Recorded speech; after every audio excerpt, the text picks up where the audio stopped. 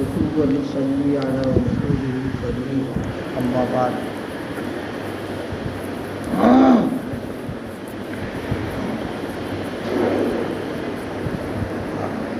حضرات صحابہ کے سلسلے میں مضمون چل رہا ہے۔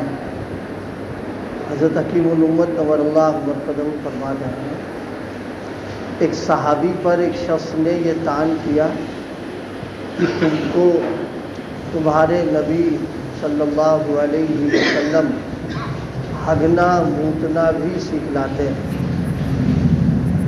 آپ صلی اللہ علیہ وسلم نے بشری ضروریات کے سلسلے میں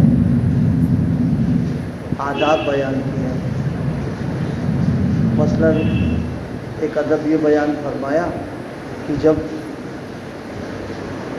پیشاب یا کھانے کے لیے بیٹھے، لا تستقبلوا القبلۃ ولا تستدبروها، قبلے کی طرف نہ منہ کرو نہ پیٹھ کرو، یعنی استنجا خانہ بنایا جائے تب بھی پورب پچھم نہ ہو، اور اگر یوں ہی بیٹھ رہا تو بھی حکم ہے کہ پورب پچھم نہ بیٹھے۔ ایک یہ بھی حکم فرمایا کہ جب قضاء حاجت کے لیے جاؤ تو پہلے الٹا پیر راکھی کرو۔ یہ بھی فرمایا قضاء حاجت کے لیے جاؤ تو دعا پڑھو، بسم اللہ اللہم انی اعوذ بک من الخبث والخبائث۔ یہ بھی فرمایا کہ قضاء حاجت کے لیے جاؤ تو زمین تو بیٹھنے کے جب قریب ہو جاؤ تب سطر کھولو۔ یہ نہیں کہ پہلے ہی سے جیسے آج کل فیشن ہے وہ چڈی وڈی باہری پہن لیتے ہیں اور جاتے ہیں، یہ بد تہذیبی کی بات ہے، لیکن سماج میں اس کو اچھا سمجھا جاتا ہے، لیکن باغیرت آدمی اس کو برا سمجھے گا۔ گھر میں لڑکیاں لڑکے بہویں بہنیں سب ہیں، کچھ نہیں اتارا چلے جاتے، یہ مغربی تہذیب ہے، اسلام نے اس کو منع کیا ہے۔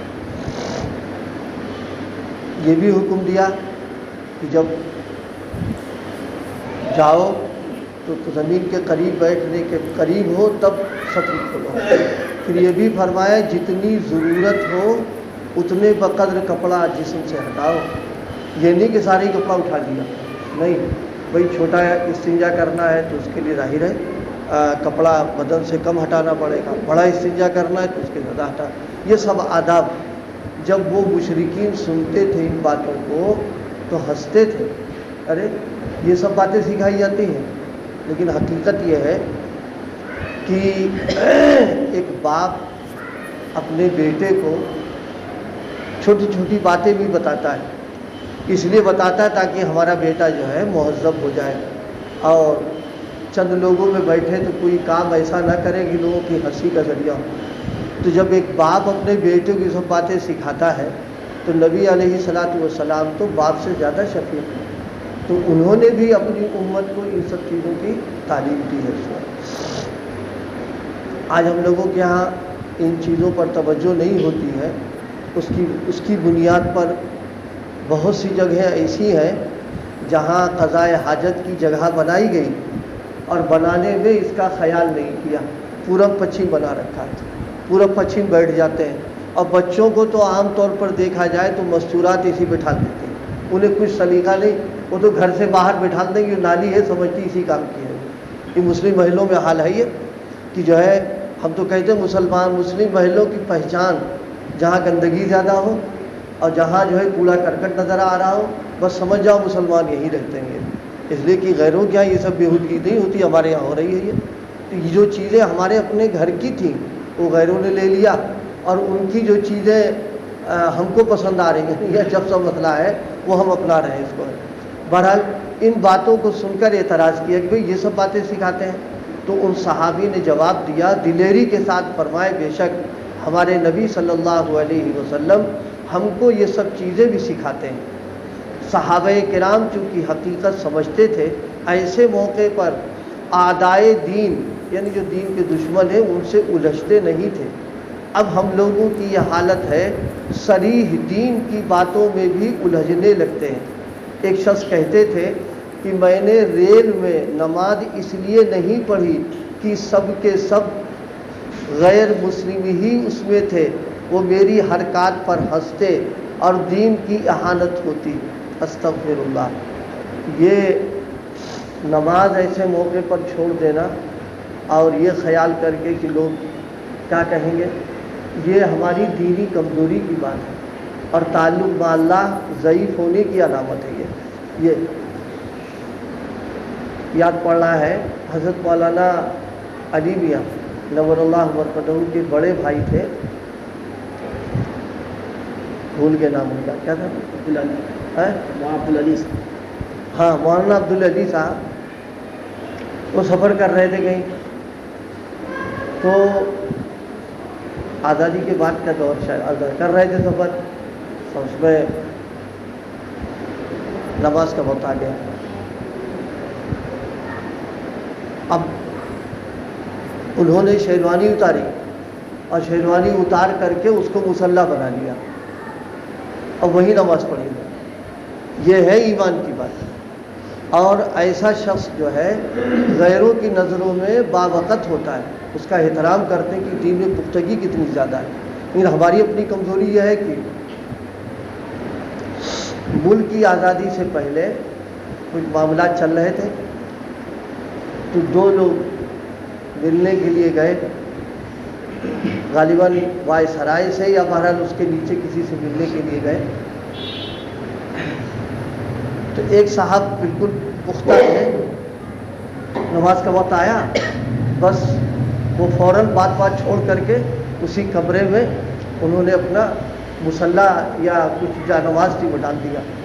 دوسرا جو مسلمان تھا اس کے دل میں آیا کہ یہ کیا سوچے گا، کیا تاثر لے گا، کیسے ملا ہے نماز پڑھ رہی ہے، تو ان کے سامنے معذرت کے طور پر کہا کہ کچھ ذرا سا ذرا سا ان کا دماغ پورا صحیح نہیں ہے اس لیے نماز پڑھ رہے ہیں، اس طرح یعنی معذرت کے طور پر۔ تو اس کو بہت برا لگا، یہ اس کو بہت برا لگا کہ بھئی مذہبی آدمی ہے، نماز کا وقت آ گیا ہے، وہ نماز پڑھ رہا تو اس میں معذرت کی کیا ضرورت رہ گئی، وقت آ گیا نماز پڑھے آدمی اس کے اندر۔ تو یہ ہم لوگوں کی کمزوریاں ہیں، یہ نفسانی شیطانی خیالات ہیں جو ہمارے اوپر حاوی ہے، اور اس کی بنیاد کے اوپر ہم دین پر عمل نہیں کر پا رہے ہیں۔ اور جب ہم دین پر عمل نہیں کرتے ہیں تو اگلا آدمی پھر ہماری بدعملی کو دیکھ کر کے وہ ایسے فیصلے کر دیتا ہے کہ وہ مجبور ہو کر کے وہ سب چھوڑنا پڑ جاتا ہے۔ یہ جو حالات اور معاملات اس قسم کے سننے میں آتے ہیں اس میں ہماری بدعملی کا دخل ہے۔ جب وہ دیکھتے ہیں کہ لوگ کر نہیں رہے ہیں، اس کا مطلب کوئی ضروری چیز تو ہے نہیں، جب ضروری نہیں تو انہوں نے کہا اچھا پابندی لگاؤ اس کے اوپر، اب پابندی لگی، اب مجبور ہے کیا کرے آدمی اس کے اوپر۔ تو اس پر عرض کیا بھائی اللہ پاک ہم سب لوگوں کو اپنا تعلق اور محبت نصیب فرمائے اور دینی پختگی نصیب فرما دے۔ اللہ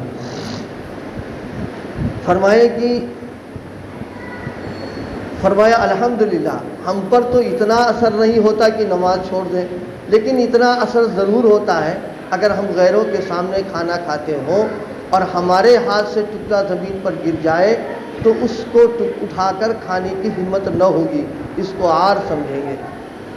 حضرت رحمۃ اللہ علیہ کے ساتھ سفر میں رہنا ہوتا، حضرت اور بزرگوں کا بھی تھا، باقاعدہ اذان دینا اور اذان کے بعد جماعت کے ساتھ نماز پڑھنا، اور اذان خود دیتے تھے، وہ خود اذان دیتے تھے اور خود ہی نماز پڑھاتے تھے، ہم لوگ تکبیر کہہ لیتے تھے۔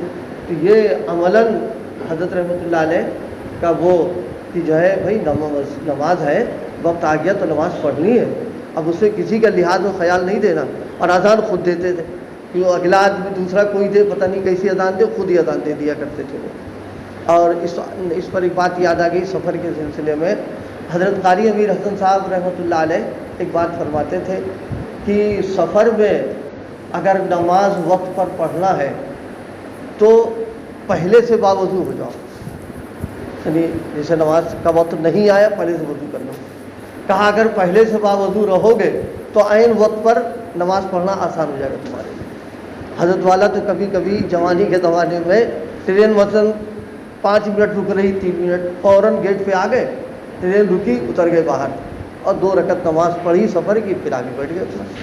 تو اگر پہلے سے ارادہ کر لے، پھر حضرت قاری صاحب یہ بھی فرماتے تھے اگر وضو پہلے سے نہیں کیا اور نماز کا وقت شروع ہوا، اب وضو کی تم نے اگر فکر کی تو پھر نماز چلی جائے گی، اس لیے کہ نماز شروع ہونے کے بعد فوراً وضو کے لیے ایک تو بھیڑ ہوتی ہے، پھر پانی کا مسئلہ، پھر دھیرے دھیرے اندر سے کچھ بزدلی آنے لگتی ہے، اچھا چلو آگے پڑھ لیں گے، آگے پڑھ لیں گے اور نکل گیا وقت۔ اور اگر باوضو پہلے سے ہو گئے تو ہمت اندر سے بن جاتی کہ وضو تو ہے ہی ہے، لا مصلی ڈال دیں۔ اور مصلی جہاں آپ نے اٹھایا، اکثر تجربے کی بات ہے، غیر بھی اگر ہوتے تو جگہ دے دیتے ہیں۔ بہت کم ایسے ہوں گے جو کچھ مزاحمت کریں اور نہ کہیں گے نہ نماز پڑھ لیا۔ تو اصل چیز ہے اپنی ہمت اندر سے کرے آدمی تو ان سب مواقع پر بھی دین پر عمل ہو سکتا ہے۔ اللہ پاک ہم کو توفیق عطا فرمائے۔ سبحان اللہ۔ کوئی ذکر کر لو 100 مرتبہ لا الہ الا اللہ محمد رسول اللہ۔